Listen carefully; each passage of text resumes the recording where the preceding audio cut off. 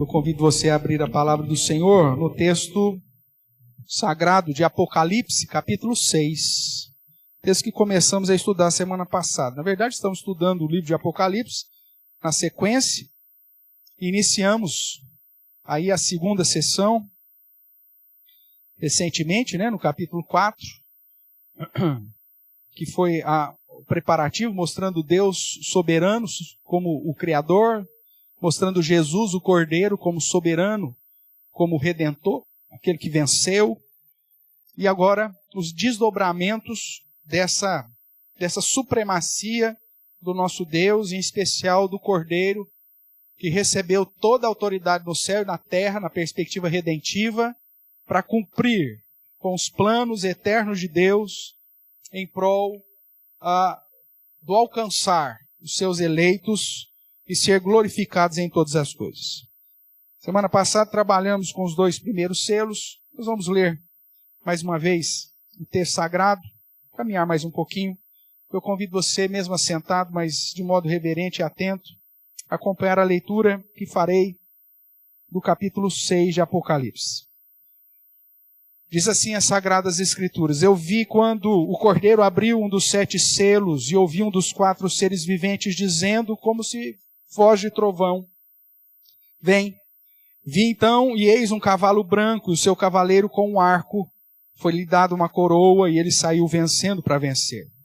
Quando abriu o segundo selo, ouvi o segundo ser vivente dizendo: Vem. E saiu outro cavalo, vermelho, seu cavaleiro. Foi-lhe dado tirar a paz da terra para que os homens se matassem uns aos outros. Também lhe foi dada uma grande espada. Quando abriu o terceiro selo, ouvi o terceiro ser vivente dizendo: Vem. Então vi e eis um cavalo preto, seu cavaleiro com uma balança na mão. E ouvi uma voz, como que voz no meio dos 4 seres viventes, dizendo: Uma medida de trigo por 1 denário, 3 medidas de cevada por 1 denário, e não danifiques o azeite e o vinho. Quando o Cordeiro abriu o 4º selo, ouvi a voz do 4º ser vivente dizendo: Vem. E olhei e eis um cavalo amarelo e o seu cavaleiro, sendo esse chamado Morte, e um inferno o estava seguindo. Foi-lhe dada a autoridade sobre a 4ª parte da terra para matar a espada, pela fome, com a mortandade e por meio das feras da terra. Quando ele abriu o 5º selo, vi debaixo do altar as almas daqueles que tinham sido mortos por causa da palavra de Deus e por causa do testemunho que sustentavam. Clamaram em grande voz, dizendo: Até quando, ó soberano Senhor, santo e verdadeiro, não julgas nem vingas o nosso sangue dos que habitam sobre a terra? Então, a cada um deles foi dado uma vestidura branca e lhes disseram que repousassem ainda pouco tempo, até que também se completasse o número dos seus conservos e seus irmãos que iam ser mortos, como igualmente eles foram. Vi quando o Cordeiro abriu o 6º selo, e sobreveio grande terremoto. O sol se tornou negro como saco de crina, e a lua toda como sangue. As estrelas do céu caíram pela terra, como a figueira, quando abalada por vento forte deixa cair os figos verdes. E o céu recolheu-se como um pergaminho quando se enrola.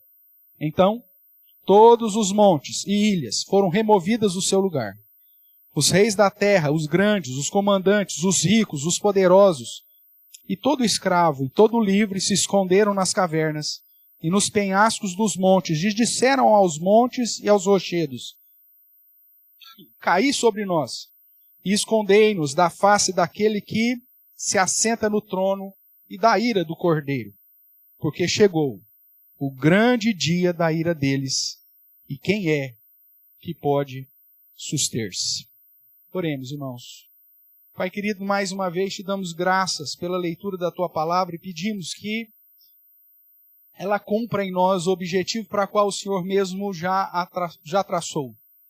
Que ela nos conduza a compreender a tua vontade e que ao ouvir da palavra da verdade, os nossos ouvidos possam ser de fato abertos e assim conduzidos ao teu querer e ao teu ensinamento. Usa-me, apesar de mim mesmo, fale ao meu coração, também ao coração dos meus irmãos, e que saiamos daqui edificados pelo Senhor, mediante a ação do Espírito Santo que habita em nós. Em nome de Cristo Jesus, nós oramos, agradecidos. Amém. Irmãos, nós iniciamos a semana passada um sermão sobre este capítulo e apresentei para os irmãos inicialmente algumas questões que muito possivelmente eram questões na mente dos nossos primeiros irmãos.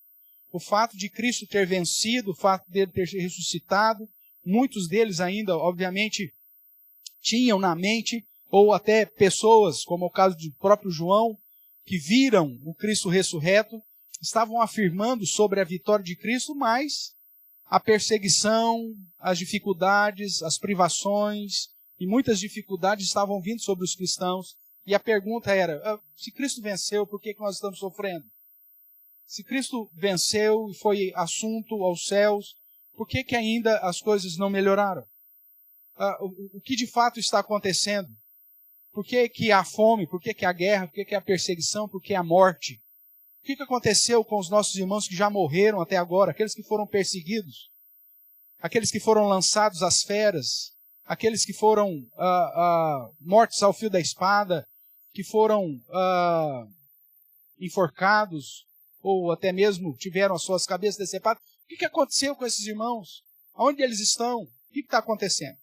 E diante de todas essas questões que nós já pontuamos na semana passada, nós vemos que o capítulo 6 tem como objetivo responder a tais questões, mostrando que Jesus, que venceu, e o Deus, que é o Todo-Poderoso, Criador, que está acima de tudo e de todos, e que Cristo, que já reina e, portanto, está assentado no mais alto trono, tem que cumprir tudo aquilo que já foi traçado pelo próprio Deus antes da fundação do mundo. Isso é simbolizado na figura do livro, daquele livro que no capítulo 5 nos diz, é um livro selado por dentro e por fora, e que ninguém podia abrir esse livro, e ninguém podia nem mesmo olhar para esse livro. Mas o Cordeiro, que é o leão da tribo de Judá, a raiz de Davi, ele venceu. E porque ele venceu a morte, recebeu toda a autoridade no céu e na terra, como Mateus nos ensina, e por isso ele tem a autoridade de tomar o livro e desatar os selos. O capítulo 6, então, vai dizer isso. Esse símbolo aponta, esse livro selado, aponta aí para esse script que Deus escreveu para o mundo, e aí vai demonstrar os eventos que já foram determinados por Deus e que agora, com a vitória de Cristo, estão sendo colocados em prática e que precisam ser cumpridos antes da vinda do grande dia da ira de Deus e do Cordeiro. Nós vimos a semana passada que o primeiro evento que acontece com a abertura do primeiro selo é a autoridade dada ao Evangelho para que esse alcance as nações. O cavalo branco aponta para o Evangelho de Cristo, que sai vencendo para vencer e que tem uma coroa.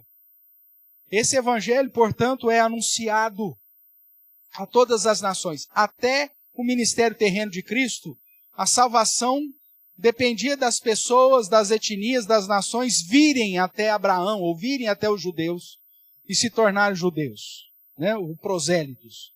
Agora, em Cristo, com a autoridade sobre as nações, ele envia os seus discípulos para ir ao mundo, fazer discípulos, batizando e ensinando todas as coisas. O ministério próprio terreno de Jesus foi exercido apenas para o povo de Israel, para a ovelha perdida de Israel.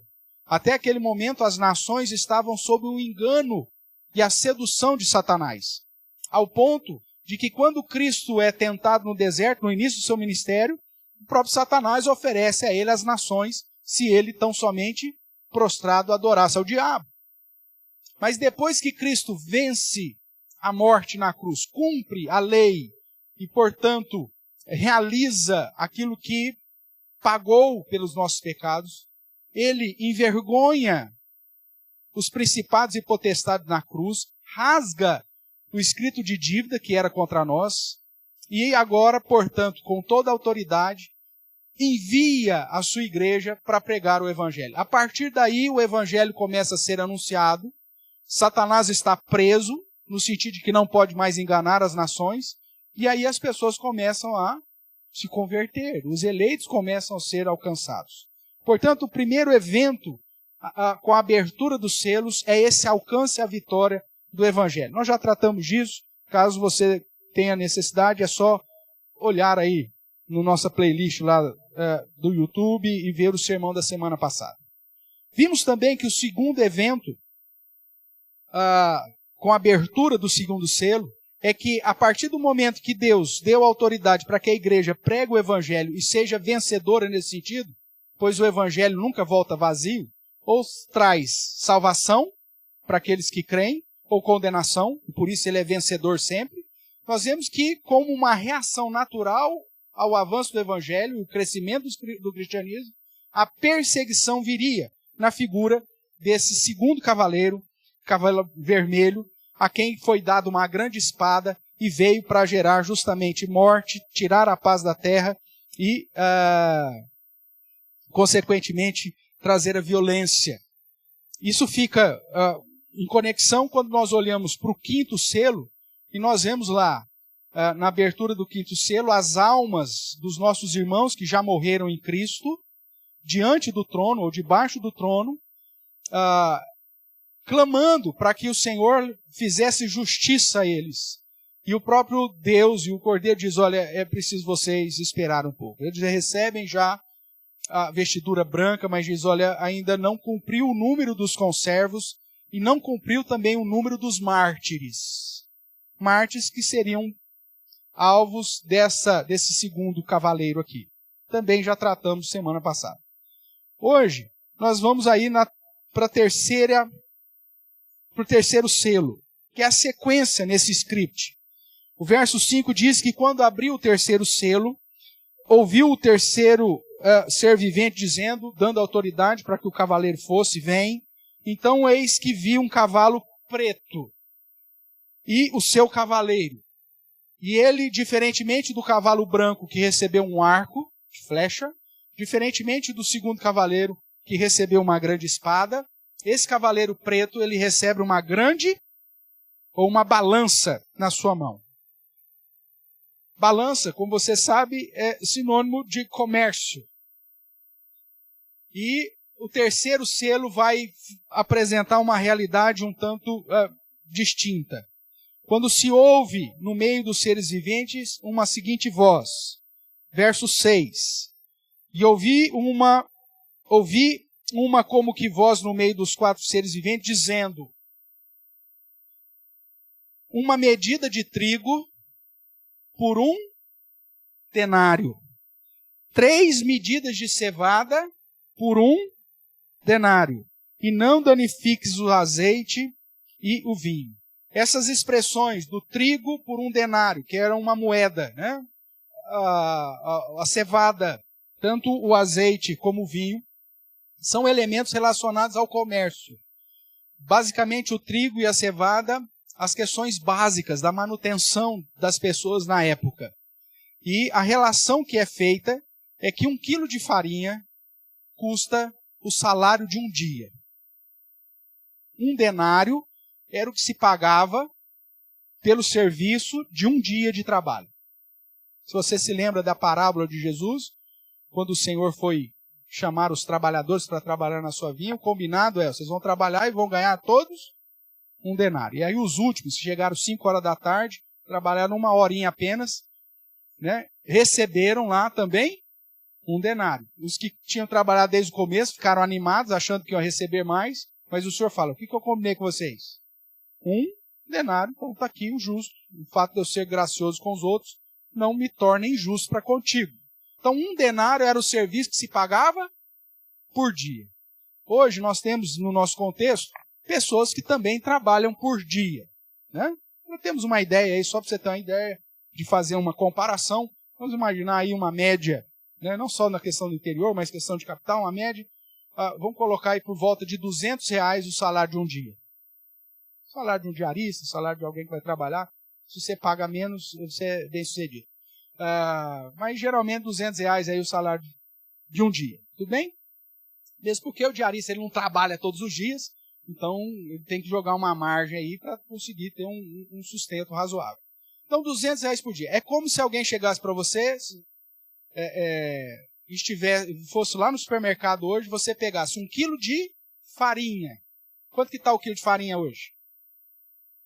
De R$3,50 a R$9, dependendo se é prêmio, se tem ácido fólico, com não sei o quê, se a farinha é branca ou se ela é mais cinzentada, tal. Mas de R$3,50 a, vamos pôr R$9 aí, tudo bem? Só que você vai chegar lá no supermercado e 1 quilo da farinha vai estar custando quanto? R$200. Olha que coisa absurda. Ou você chega lá e pega 3 quilos de cevada, você nem usa isso, eles usavam antigamente, né? Ou sorgo, que talvez a gente viveu o contexto Senegal, comprava o sorgo, que aqui a gente faz a ração animal, lá eles vão triturar aquilo, faz um pozinho, uma farinha daquele sorgo e mistura com água, e aquele é a base alimentar dele. E é como se ele chegasse lá e fosse comprar 3 quilos de cevada, ou dessa farinha mais simples, e alguém falasse, olha, custa R$200. E ao mesmo tempo fala, ó, ninguém danifica o azeite e o vinho. E a ideia é o seguinte, o pobre, quando ele vai fritar o bolinho de arroz dele, ele frita no azeite? Não.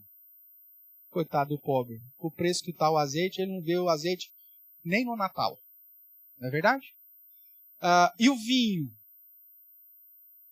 Só se for chapinha. Né? Ou aquele mais baratinho, sangue de boi.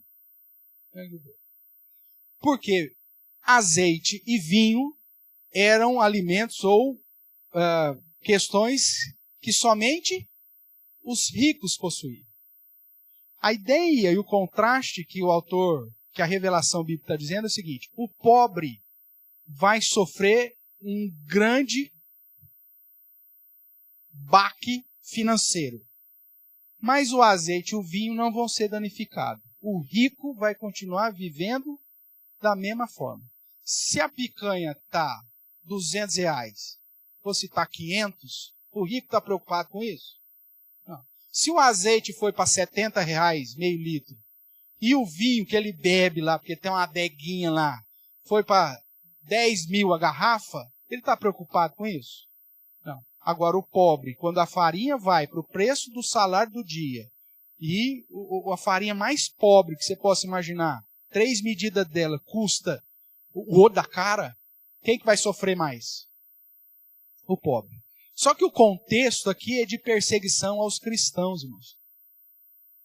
O pobre aqui, apresentado no terceiro selo, são os crentes que, por conta da sua fé e do testemunho, tiveram os bens retirados deles.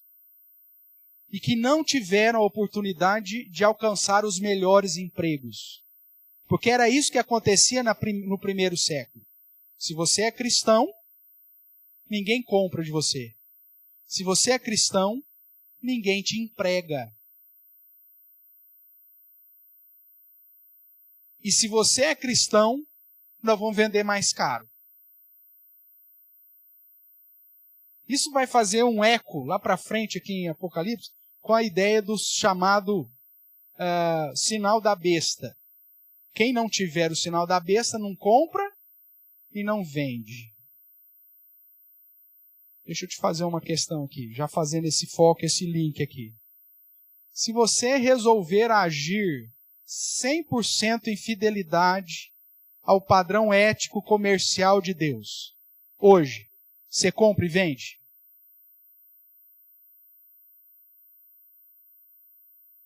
Não. A resposta é não.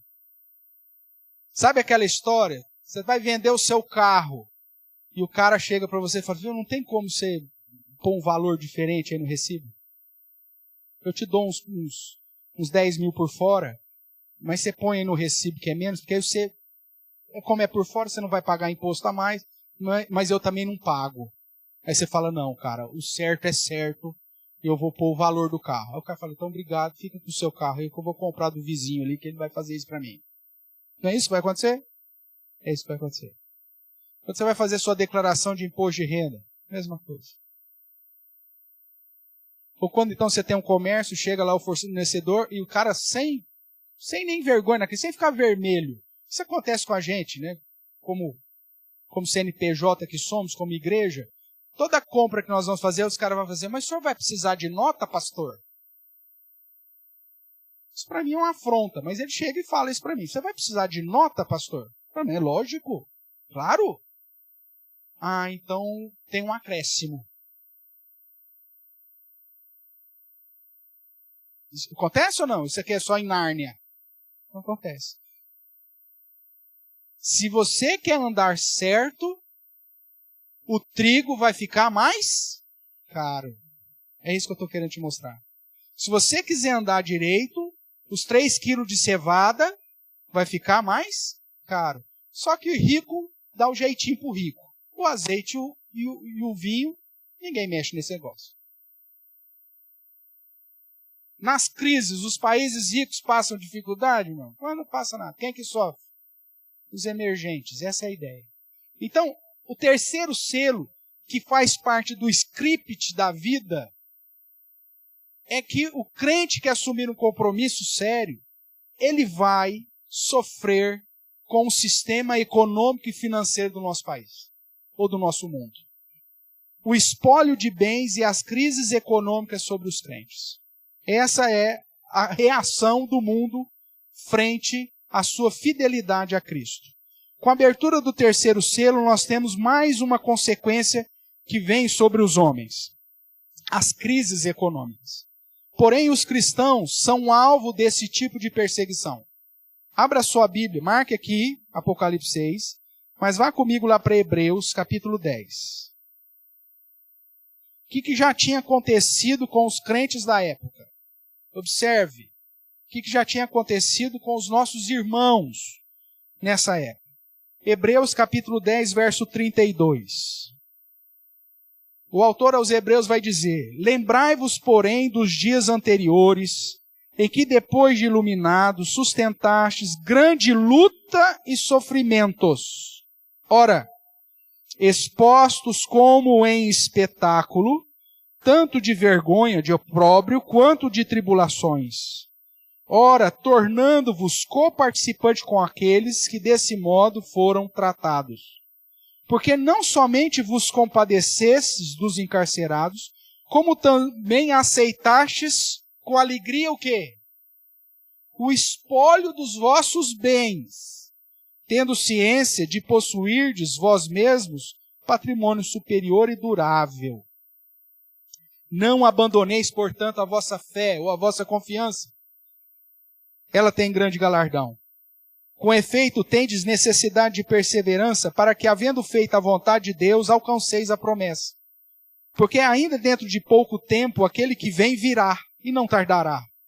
Todavia, o meu justo viverá pela fé. E se retroceder, nele não se compraz a minha alma. Nós, porém, não somos dos que retrocedem para a perdição.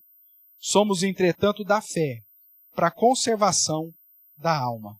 O que o autor aos Hebreus está dizendo é que, mesmo sendo espetáculos para o mundo, mesmo sendo alvo dos espólios dos nossos bens, mesmo recebendo sofrimento, lutas, perseguições, o crente ele vai permanecer firme até o fim, porque ele não é daqueles que retrocedem, mas daqueles que permanecem para a salvação eterna. Só que isso não significa, irmãos, que você não vai ter que fazer uma escolha na sua vida.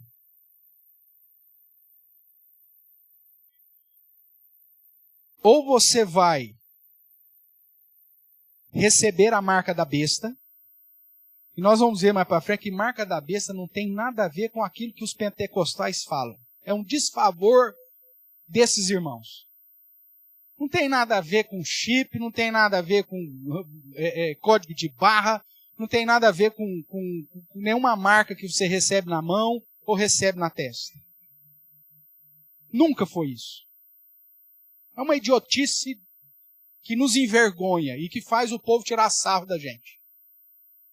Você vai lá para Deuteronômio, quando Deus fala ao povo de Israel para gravar na sua mão a palavra e ter entre os olhos, na fronte, a sua palavra, o judeu também não entendeu. Aí ele faz um filactério, enrola uma fita com a palavra de Deus na mão e coloca uma caixinha no meio da testa, como se aquilo resolvesse esse problema. Nunca foi disso, nunca foi literal. O que Deus está falando é o seguinte: coloque a palavra de Deus na sua mão direita. A mão direita ou a destra refere-se aos seus feitos, o que você faz. E colocar a palavra de Deus na sua fronte significa aquilo que você pensa. Receber a marca da besta não é receber um chip, porque como mesmo Jesus disse, né? Se por causa da tua mão direita você não vai entrar no céu, é melhor cortar a mão direita e entrar no céu maneta, né? Do que perder a salvação. Se fosse um chip, meu amigo, Jesus voltou, corta aqui, pelo amor de Deus. Eu só arrancava. Eu vou maneta para o céu, não tem problema. Mas não é chip, não é nada na sua mão. O que ele refere-se à marca da besta são os seus feitos e o modo como você pensa, a sua cosmovisão. Tem muito crente que já foi selado com a marca da besta, porque os seus feitos não glorificam a Deus e o seu modo de pensar e de viver não glorifica a Deus. O terceiro selo, irmãos, vem trazer sobre nós uma balança, que aponta também para a justiça, não só para comércio. Mas que diz o seguinte: você como crente, como tem sido os seus feitos e como tem sido o seu modo de pensar? Tem gente que é crente de domingo e o pior dos ímpios de segunda a sábado.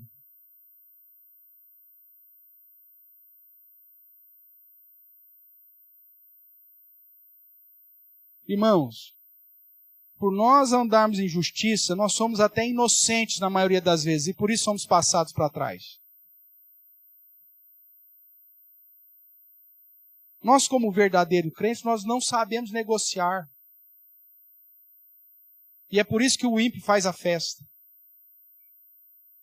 Agora o problema é quando um cara que se diz crente dá o tombo no outro que se diz crente.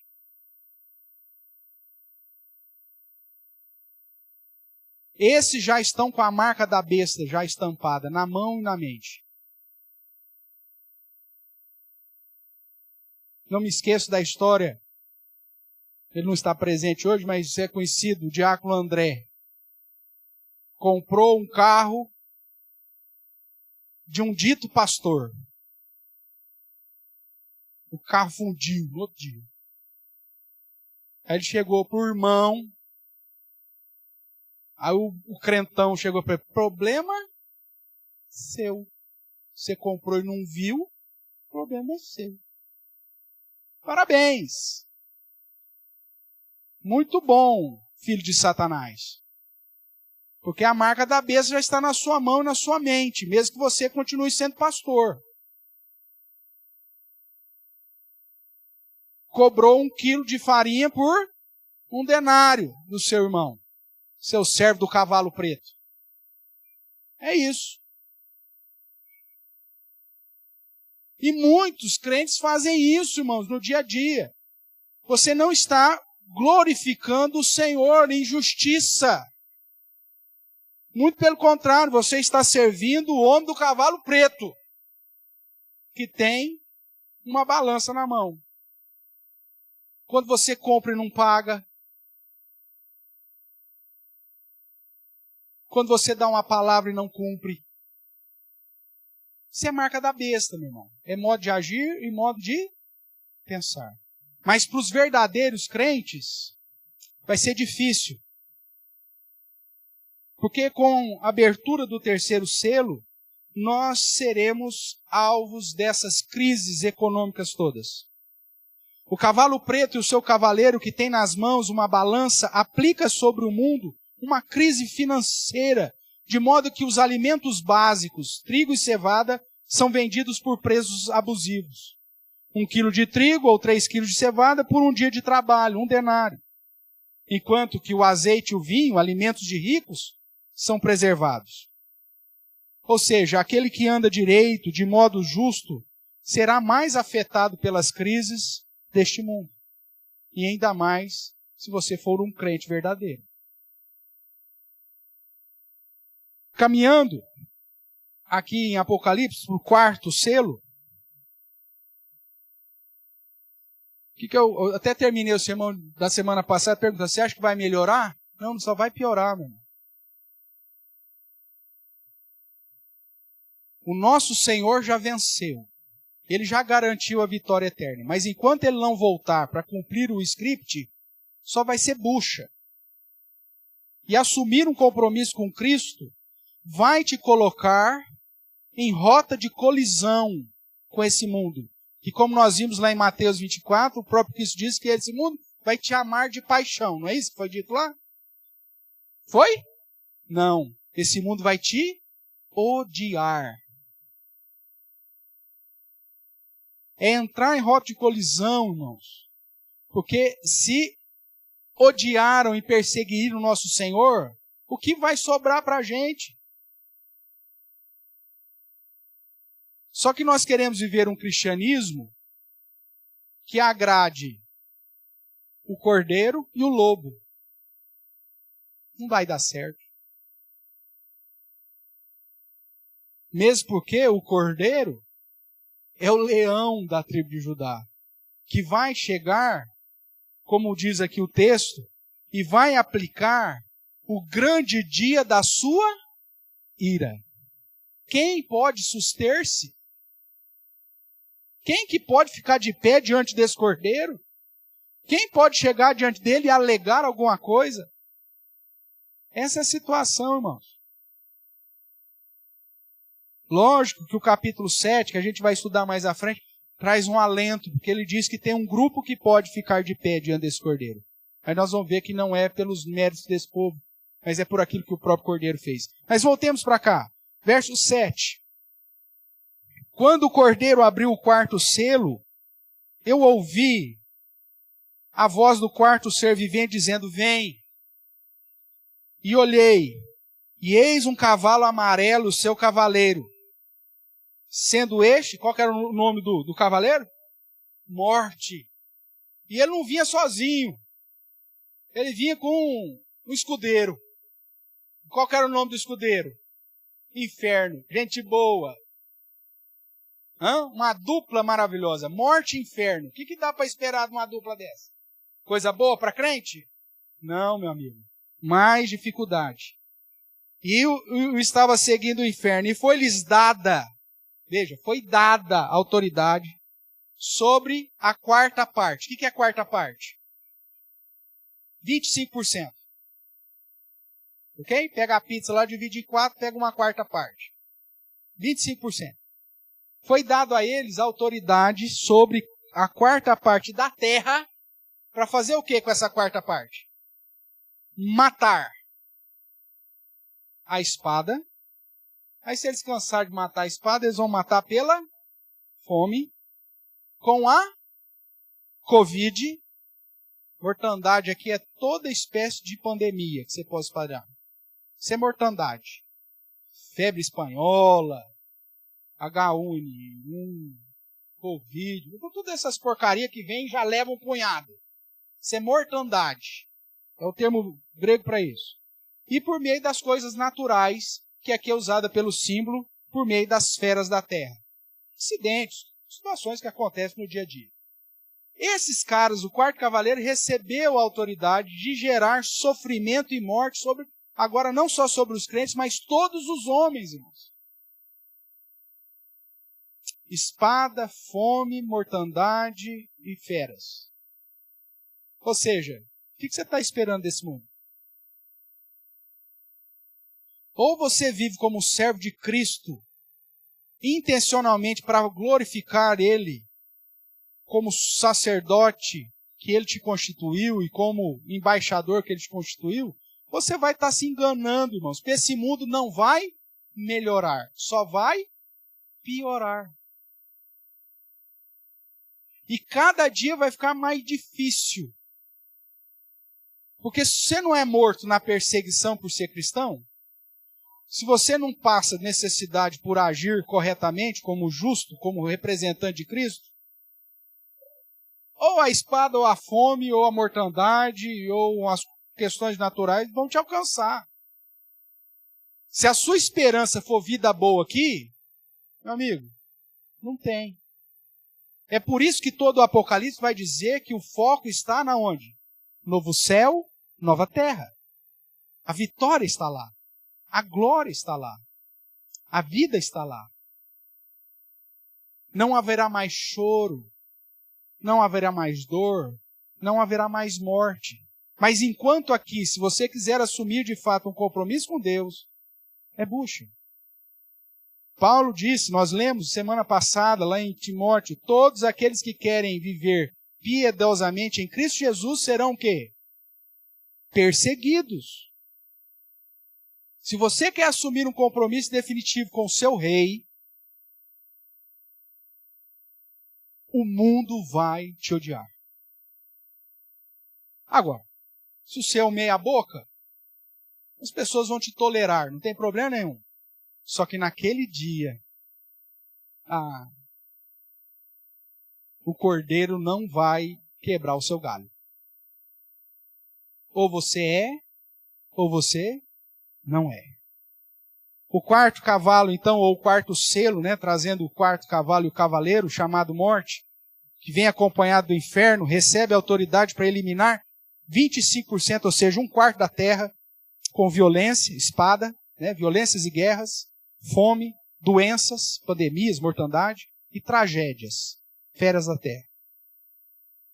Mais à frente nós veremos que o sofrimento serve para manter o crente mais fiel e o ímpio mais incrédulo.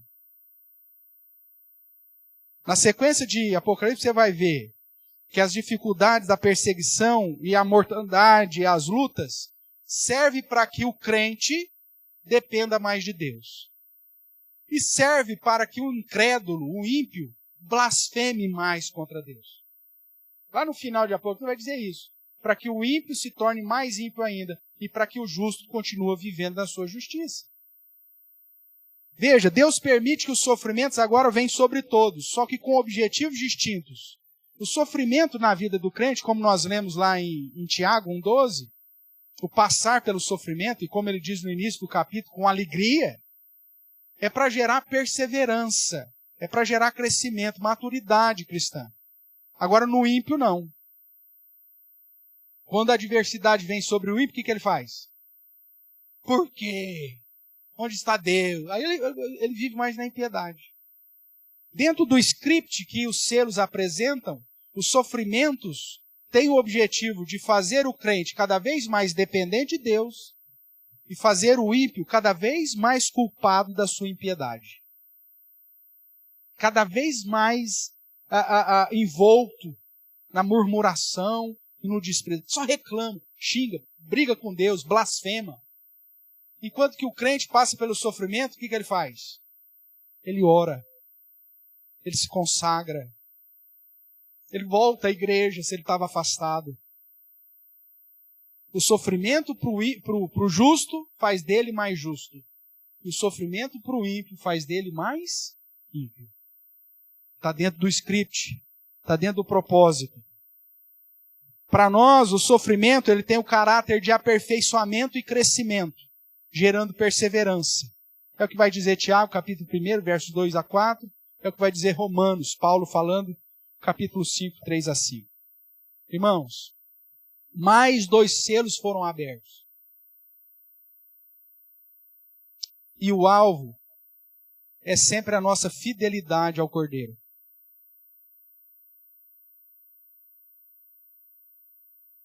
Ou nós vamos blasfemar e sermos contados entre os que apostatam da fé,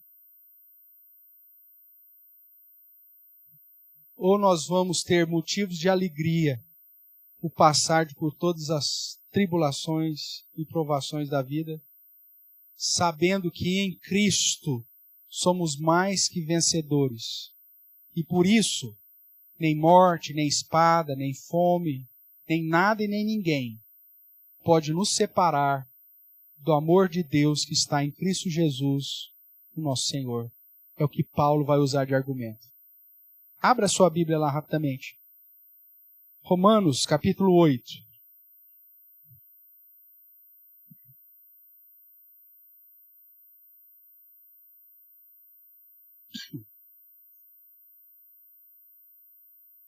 O verso 35 de Romanos 8 diz: quem nos separará do amor de Cristo? Será a tribulação? Ou a angústia, depressão? Será a perseguição? Ou será a fome? Ou a falta de tudo, a nudez? Ou o perigo, ou até mesmo a espada? E o verso 36 diz: como está escrito, por amor de ti somos entregues à morte o dia todo. Fomos considerados como ovelhas ao matadouro.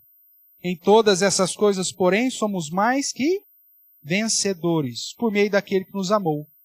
E Paulo afirma: porque eu estou bem certo que nem morte, nem vida, nem anjos, nem principados, nem as coisas do presente, nem do porvir, nem os poderes, nem altura, nem profundidade, nem qualquer outra criatura poderá nos separar do amor de Deus que está em Cristo Jesus, nosso Senhor. Nem tribulação, nem angústia, nem perseguição, nem fome, nem nudez, nem perigo, nem espada. Porque nós sabemos que a nossa vitória está em Cristo e não nesse mundo. O problema é que quando os nossos olhos são seduzidos pela era presente, e ao invés de pensarmos no reino celeste, o nosso umbigo se torna o centro da nossa vida, o nosso ventre se torna o centro da nossa vida, e como Paulo diz a Filipenses, nós nos tornamos inimigos da cruz de Cristo. Sabe quando um crente se torna inimigo da cruz de Cristo, irmãos? Abra sua Bíblia lá. Filipenses. Capítulo de número 3. Verso 18. E eu caminho para o final aqui com esse texto. Paulo vai dizer assim em Filipenses 3,18: pois muitos, são poucos, irmãos?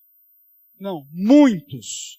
Pois muitos andam entre nós, dos quais repetidas vezes eu vos dizia, e agora vos digo até chorando, que são o quê?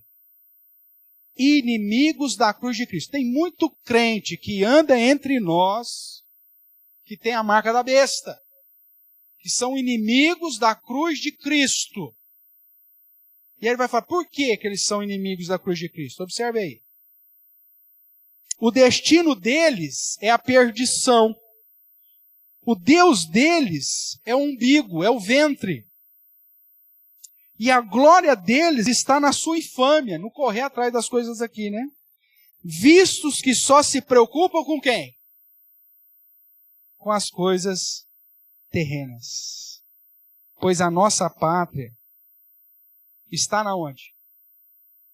De onde também aguardamos o Salvador, o Senhor Jesus Cristo, o qual transformará o nosso corpo de humilhação para ser igual ao corpo da sua glória, segundo a eficácia do poder que ele tem de até subordinar a si todas as coisas. Portanto, meus irmãos, amados e muito saudosos, minha alegria e coroa, sim, amados, permanecei desse modo firmes no Senhor.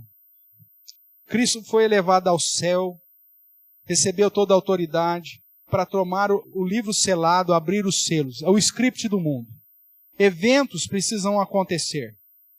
O primeiro evento, o Evangelho sendo anunciado como vencedor sobre o mundo. Só que em consequência ao Evangelho que sai vencendo para vencer, todo o resto do mundo nos odeia. E aí então somos alvos de perseguição e martírio. Se não, de injustiças financeiras, econômicas. Se não, pestes, fomes, espada, situações adversas. Mas como o próprio Deus nos apresenta em sua palavra, aquele que permanecer firme até o fim será salvo. Ou como Cristo mesmo nos disse aqui em Apocalipse, ser fiel até a morte e dar-te-ei a coroa da vida. Irmãos, nós estamos vivendo um script onde nós não somos bem-quistos, ou pelo menos aqueles que assumem um compromisso sério com Deus. Onde você pode ser contado entre os filhos amados, que Paulo lá em Filipenses vai chamar de cooperador do Evangelho, ou mesmo que andando no meio de nós, você pode ser considerado um inimigo da cruz de Cristo, porque só se preocupa com as coisas deste mundo. Deus te chamou para algo muito maior, irmãos. O cenário já foi apresentado. É hostil para os verdadeiros crentes. O cenário deste mundo é de perseguição, tribulação, sofrimento, de ódio. Não existe um cenário melhorzinho que esse para nós. Só que a ideia é, até se completar o número dos conservos, e até se completar o número daqueles que vão ter que morrer por conta do testemunho que dão de Cristo, as almas daqueles que já foram vão ter que esperar. E nós também. Portanto, viva a sua vida como um verdadeiro cooperador do Evangelho. Cuidado para não ser seduzido por este mundo. E quanto menos você pensar, você já está longe do verdadeiro padrão daqueles que guardam a palavra e testemunham a respeito de Jesus Cristo. Na semana que vem, se Deus permitir, nós vamos continuar aqui o capítulo 6, tratando da abertura do 5º e do 6º selos, para referendar, reforçar ainda mais a nossa esperança. Os ímpios, irmãos, eles aparentemente vivem bem aqui. Mas no dia da ira do Cordeiro, eles vão querer que os montes caiam em cima deles. Porque ser esmagado por um monte, na perspectiva da ira do Cordeiro,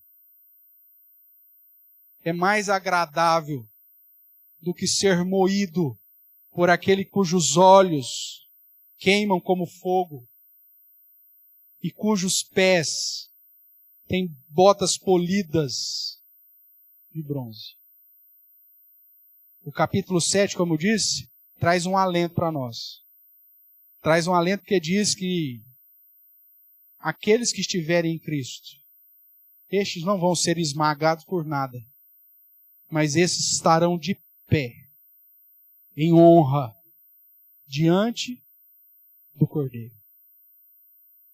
Que você seja contado entre esses, para o teu próprio bem, para a glória eterna do nosso Senhor.